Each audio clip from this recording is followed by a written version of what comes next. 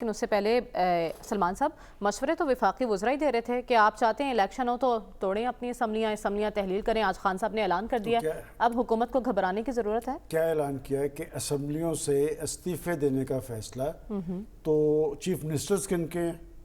انہی کے ہیں نا, انہی کے اتحادی ہیں. تو اسمبلیوں سے استعفے دینے کا فیصلہ کیوں؟ آئینی طور پہ چیف منسٹر اسمبلی توڑ سکتا ہے, تو اسے استعفے دینے کی کیا ضرورت ہے؟ دیکھیں ساتھ ہی انہوں نے بات کنفیوز کر دی. اگلے ہفتے جب ہم یہاں بیٹھیں گے اس وقت بھی یہ اسمبلیاں موجود ہوں گی. دیکھیں بات آپ کو یاد ہے انفارمیشن ہے؟ نہیں, میں آپ کو جو چیز بتا رہا ہوں کہ جی انہوں نے کہا اسمبلیوں سے استعفے دینے کا فیصلہ. بھئی استعفوں کا کیا جواز ہے؟ آپ کے چیف منسٹر ہیں, آپ اسمبلیاں توڑ دیں. دیکھیں اوورآل کوئی ارینجمنٹ ہوگا تو اس میں ساری اسمبلیاں جائیں گی, پھر انتخابات کی طرف پیش رفت ہو سکے گی.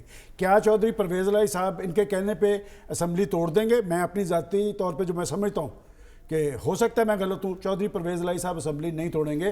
ایک اسمبلی میاں منظور احمد وٹو صاحب نے توڑی تھی, اور اس کے بعد آج تک ہم ان سے سنتے آئے ہیں کہ جی میں نے یہ فیصلہ غیر سیاسی کیا تھا.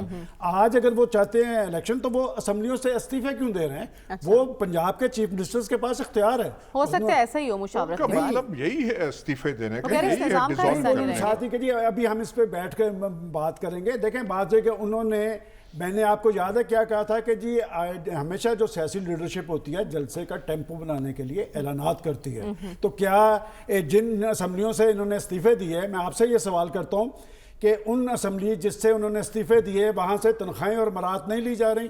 کیا لاجز ان کے پاس موجود نہیں ہے؟ جب تک ان کے سیاسی تضادات ختم نہیں ہوں گے.